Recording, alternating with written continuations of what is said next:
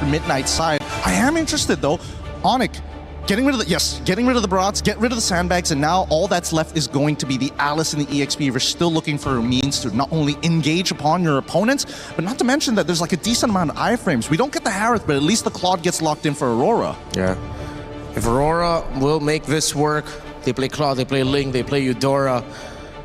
I think they need a little bit more tankiness in them, a little bit more sustain would be great. Meanwhile, for Onic, at least you get an honest matchup in the gold, you know, and you can field any of the usual picks. They do have dive, so if you want to go for something like the Itcha as we saw earlier, wouldn't be worth it.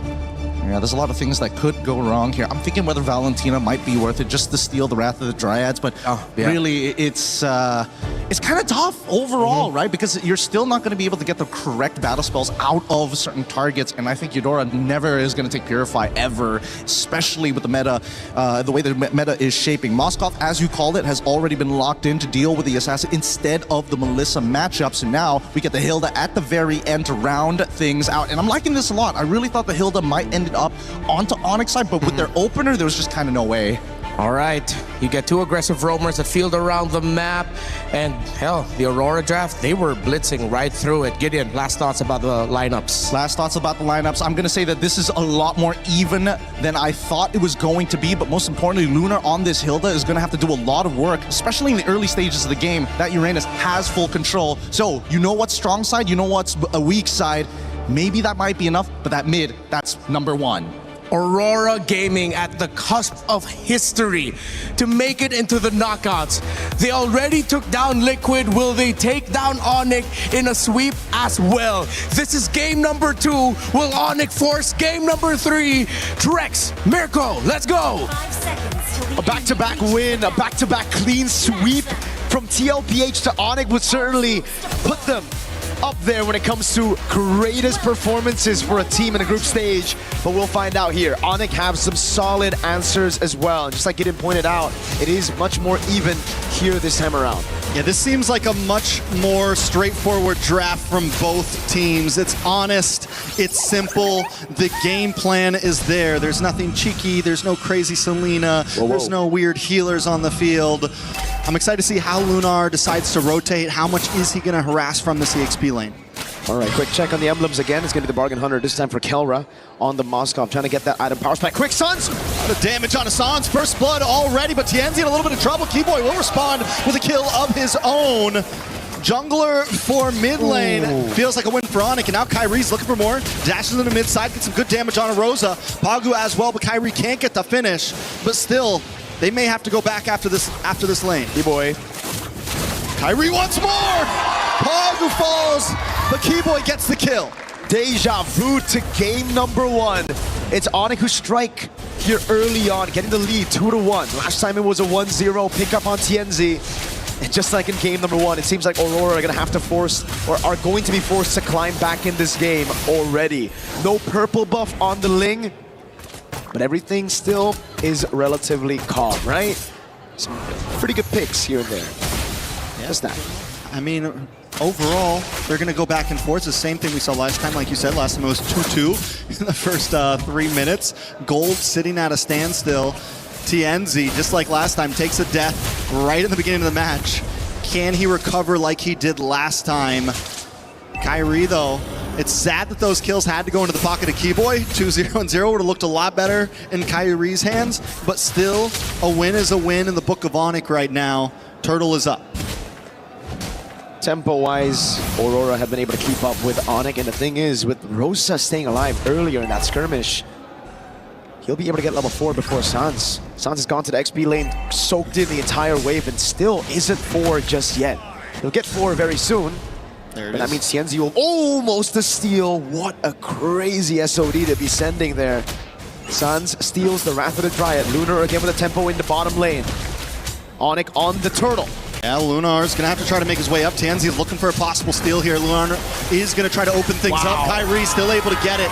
Tempest of Blaze does come down right next to Kyrie. Kyrie takes a bit of damage, forces the top side. Rosa falls to Loopy, but TNZ also low, and Keyboy gets the kill. Onic finally responding in game number 2 as Pagu falls. Sigiboom comes in with a blazing duet, but unable to get the finishing blow on any members of Onic. Keyboy still chasing down Lunar. Loopy uses the flicker, gets the final hit. No, it's Keyboy who dashes in to finish him off. A big win from the Sky Kings, this time on Turtle number 1.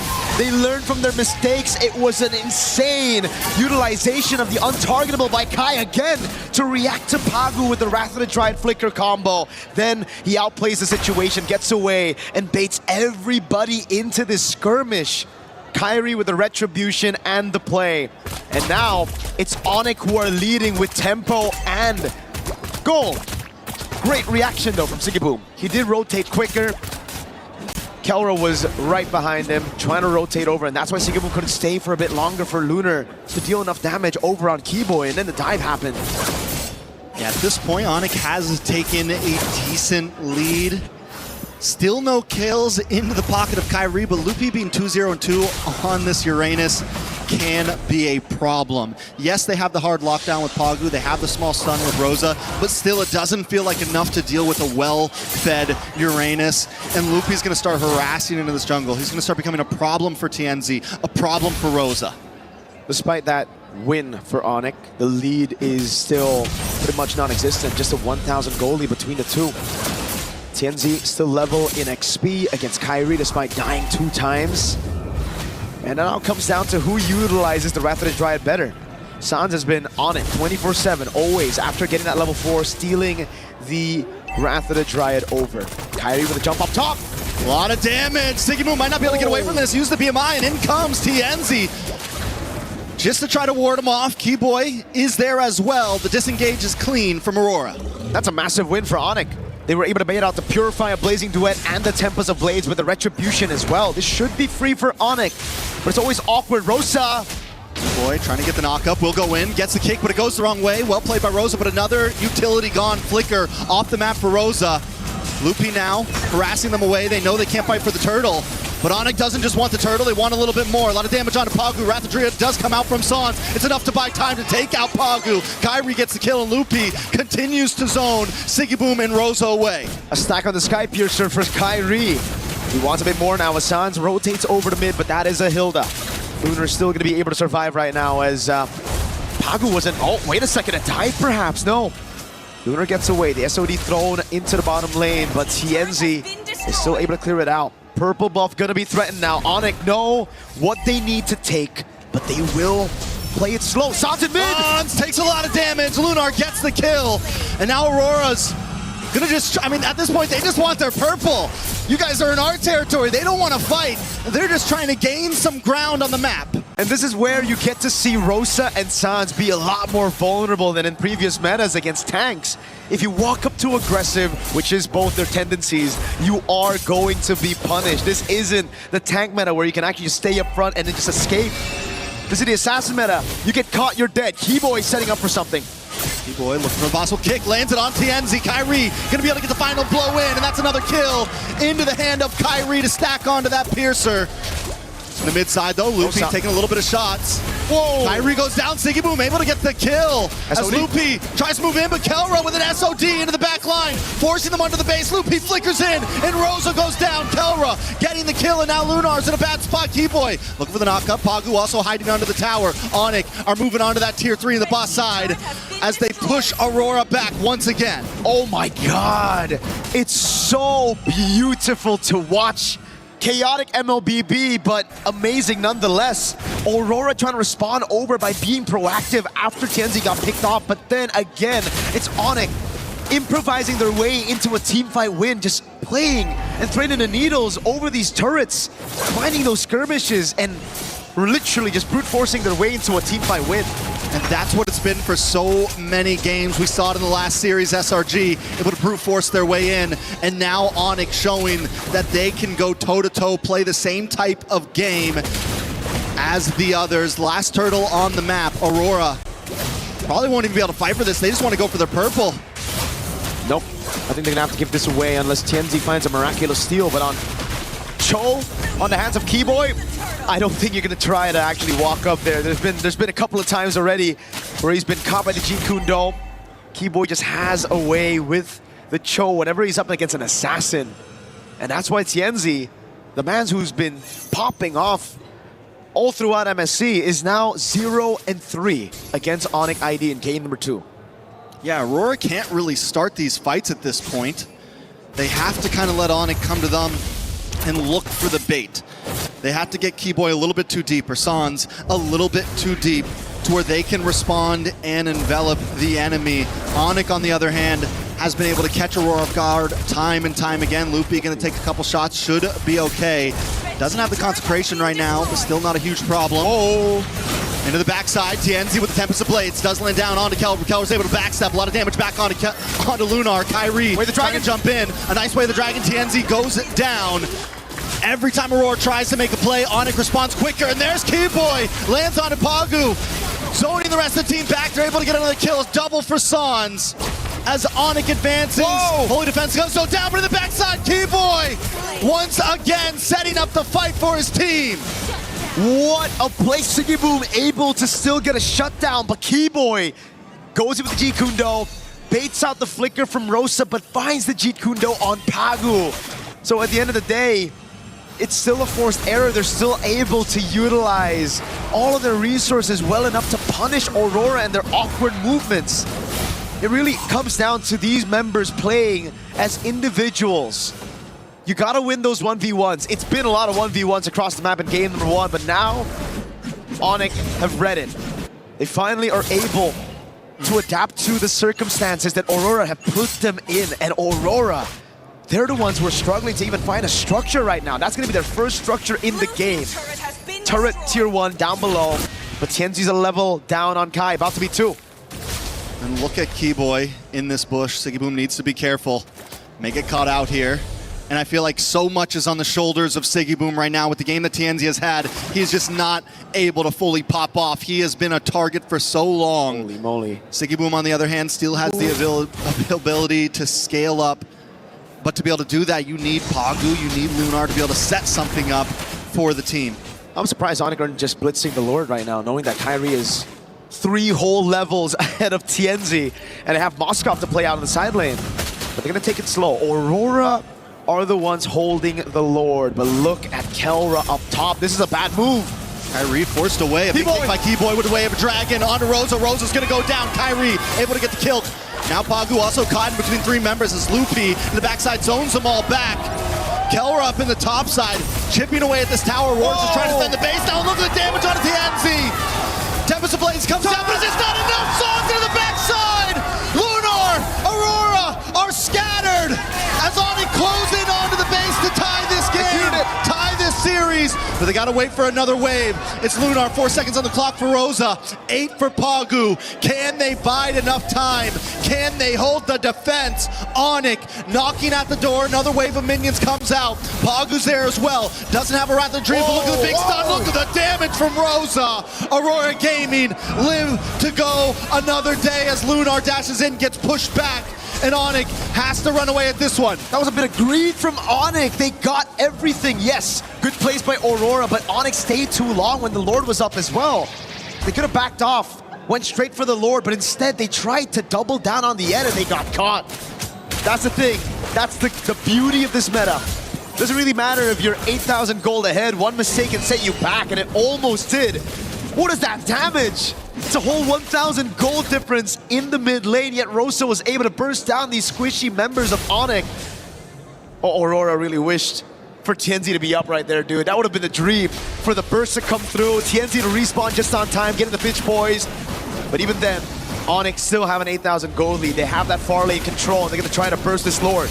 Even if Pagu had the Wrath of Dread in that split second there, he was still waiting on cooldown. All it took was a couple more seconds. That could have gone horribly, horribly worse for Onic. And I think this is why they've been taking it slow. This is why they've been careful at their approach in these fights, because at any moment, the combo play is there. We're down to 12 and a half minutes, and Aurora still has some ways to respond. So now we got to talk about the wave clear. Honestly, not too good for Aurora. In a way, usually when you have a Ling, you can actually split these minions apart. You can stagger the waves just by clearing the side lane. But with a Moskov on Onic's hands, with a 9,000 gold lead as well, don't really think that's going to happen. Onic are going to be able to handle all 3 waves. So Aurora, they might have to lose all their base turrets if they want to survive in the game. All right, Aurora going to be able to defend down the mid. They clear the tower, but a Lord is coming down the top as Onic moves on to the boss side wave. They want to try to crack another inhibitor. Keyboy dashes in with a G-Kundo. A big stun from Rosa.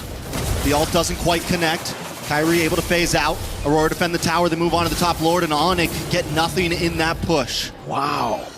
Still a stellar defense. I really thought that the base turrets would go down with that Lord, knowing that they have so much tempo in the Moskov as well, but Aurora, they've already used the Retro Keyboy! Gets the kick, but is it enough? Tempest of Blades on the backside.